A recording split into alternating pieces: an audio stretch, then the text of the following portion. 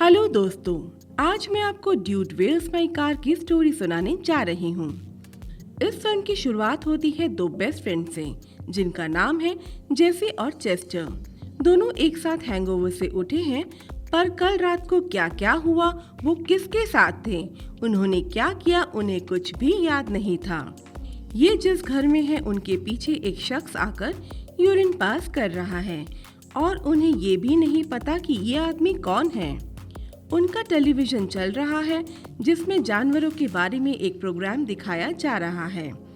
इधर हम देखते हैं कि उनका रेफ्रिजरेटर चॉकलेट पुडिंग के कंटेनर से भरा हुआ है और आंसरिंग मशीन में उनकी ट्विन गर्लफ्रेंड्स विल्मा और वांडा का गुस्से से भरा मैसेज है, जो मैसेज उनके बारे में जानने के लिए होता है। दोनों को यह भी पता चलता है कि उन्हें लगभग नौकरी से निकाल दिया गया है।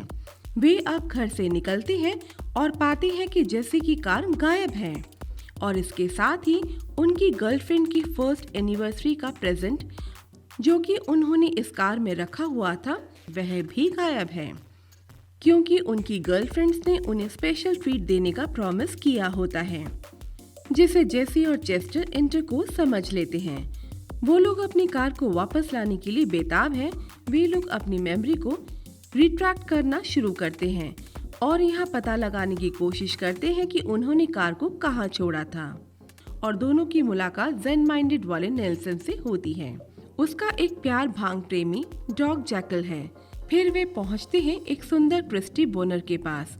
उसका एक एग्रेसिव बॉयफ्रेंड टॉमी और उसके वायलेंट फ्रेंड्स भी हैं। इस क्रम में उनका सामना एक स्ट्रिपर से होता है। जेसी बहुत खुश होता है कि वो एक सेक्स का मजा लेगा, मगर वो स्ट्रिपर एक ट्रांसजेंडर निकलती है और उससे पैसे मांगती है। किसी तरह दोनों यहाँ से निकलकर इसके बाद ये दोनों एक कैंटोनर स्पीकिंग चाइनीज टेलर के पास जाते हैं। वे एक दूसरे की पीठ पर दो टैटू पाते हैं और स्टाइलिश कपड़े पसंद करते हैं। टेलर कहता है कि दोनों ने कल रात ही इन कपड़ों का ऑर्डर प्लेस किया था और पेमेंट भी कर दिया था। दोनों खुशी खुशी वहाँ से निकलते हैं। एक क्राइम में जेसी और चेस्टर को क्रिमिनल समझकर पकड़ लिया जाता है। जेसी और चेस्टर सफाई देते हैं कि इन्होंने कुछ भी नहीं किया, पर पुलिस इन्हें नहीं छोड़ती। बाद में पुलिस को असली अपराधी मिल जाते हैं और इन्हें छोड़ दिया जाता है। इसके बाद इनकी मुलाकात होती है एक फ्रेंच फार्मर पियर से, शुतुरमुर्ग यानी ऑस्ट्रिच, जो एक शुतुरमुर्ग का पालन करता है। पियर ऑस्ट्रिच के बारे में एक क्वेश्चन पूछता है। दोनों इसका सही जवाब देते हैं। पियर इन्हें छोड़ देता है, लेकिन इन्हें अभी तक अपनी कार नहीं मिली थी और न ही इनकी गर्लफ्रेंड्स का पता चला था। दूसरी तरफ इस कहानी में हम देखते हैं कि यूएफओ कल्टिस्ट जॉल्टन, जिसने जेसी और चेस्टर की ट्विन गर्लफ्रेंड्स को होस्टेज बनाकर रखा है, वो एक डिवाइस ढूंढ रहे हैं जिसका नाम कॉन्टिनम ट्रांसफंक्शनर है।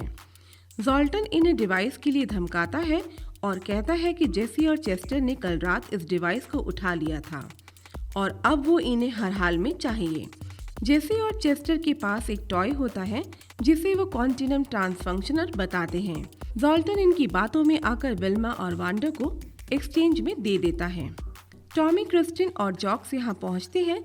नेल्सन भी वहाँ अपने डॉग के साथ आता है। तभी एलियंस के दोनों ग्रुप्स भी वहीं पहुँच जाते हैं। वो बताते हैं कि असली ट्रांसफंक्शनर वो क्यूब है जो कि चेस्टर के पास है। चेस्टर लंबे समय से इसे सॉल्व करने की कोशिश कर रहा है। आज अचानक से उससे यह क्यूब सॉल्व हो जाता है, जिससे डिवाइस अपने ओरिजिनल शेप में अपने आप ही आ जाता है। इन दोनों को यहाँ मौजूद हर कोई वार्न करता है और कहता है कि अगर इसकी 5 लाइट्स ने फ्लैश करना बंद कर दिया तो ये यूनिवर्स डिस्ट्रॉय हो जाएगा। यहाँ अलायंस के 2 ग्रुप्स हैं। जेसी और चेस्टर को ये पता लगाना है कि कौन सा ग्रुप यूनिवर्स को बचाना चाहता है और कौन सा डिस्ट्रॉय करना चाहता है। दोनों ही ग्रुप्स अपने आप को यूनिवर्स का प्रोटेक्टर बताते हैं और दोनों ग्रुप्स ही यह कहते हैं कि कल रात वे जेसी और चेस्टर के साथ थे। जेसी और चेस्टर को लास्ट नाइट के बारे में कुछ भी याद नहीं होता है। ट्रांसफंक्शनर की हेल्प से यह मेन के ग्रुप को सिलेक्ट करते हैं और मेन के ग्रुप से यह कल रात के बारे में सवाल भी करते हैं। ग्रुप इन्हें बताता है कि वे मिनिएचर गोल्ड पार्क में थे और इन दोनों को उसी चॉकलेट पुडिंग की लाइफ टाइम सप्लाई ऑफर की गई थी। पुडिंग वाली बात से दोनों फिगर आउट कर लेते हैं कि मेन ग्रुप सही बोल रहा है। लास्ट सेकंड में ये लोग डिवाइस को डीएक्टिवेट करके यूनिवर्स को बचा लेते हैं। इसके बाद विमेन अलाइन ग्रुप एक ही में मर्ज होकर सुंदर जायंट लड़की बन जाती है, जिसने पर्पल स्कर्ट और टॉप पहना होता है। सभी इधर उधर भागने लगते हैं। वो टॉमी को निगल जाती है। इन सब का क्रिस्टी पर कोई भी फर्क नहीं पड़ता। इसके बाद वो अम्यूजमेंट सेंटर से बाहर निकलती है। वो जेसी और चेस्टर को चेस कर रही है। कर्टिस इन्हें कहते हैं कि इन्हें ट्रांस फंक्शनर से रेस को एक्यूलेट कर देना चाहिए, पर प्रॉब्लम ये है कि उसका बटन इनकी रीच से बहुत दूर है। इतने में चेस्टर नेचर को याद करते हुए वर्ल्ड को सेव करने के लिए एक स्ट्रॉ का यूज करता है। इससे वो बटन तक पहुंचता है और एलियंस यहाँ डिस्ट्रॉय हो जाते हैं। टॉमी भी सरवाइव कर जाता है, पर क्रिस्टिन उससे ब्रेकअप कर चुकी है और अब वो नेल्सन के साथ रहना चाहती है। प्रोटेक्टर्स जेसी को थैंक्स बोलते हैं। चेस्टर और ट्विंस यानी कि विल्मा वांडा को भी इस यूनिवर्स को बचाने के लिए थैंक्स बोलते हैं। इसके बाद इन लोगों की मेमोरी से जो कुछ भी हुआ है वे उसको इरेज कर देते हैं और साथ ही साथ इन दोनों की कार को भी पार्क कर देते हैं। अगली सुबह जेसी और चेस्टर को मेल ट्रक के पीछे अपनी कार मिलती है। दोनों अपनी गर्लफ्रेंड के साथ रियूनाइट हो जाते हैं। कर्टिस ने इन दोनों की गर्लफ्रेंड्स के लिए एक गिफ्ट छोड़ा था। इस गिफ्ट से इनकी गर्लफ्रेंड्स अपने ब्रेस्ट को और भी बड़ा कर सकती हैं। जेसी और चेस्टर इससे बड़े एक्साइटेड रहते हैं। फिल्म के एंड में दोनों अपनी गर्लफ्रेंड्स के साथ जेसी की कार में चाइनीज फूड खाने जा रहे हैं। दोनों ही अपने अपने टैटू के बारे में आर्गुमेंट कर रहे हैं और फिल्म यहीं खत्म हो जाती है।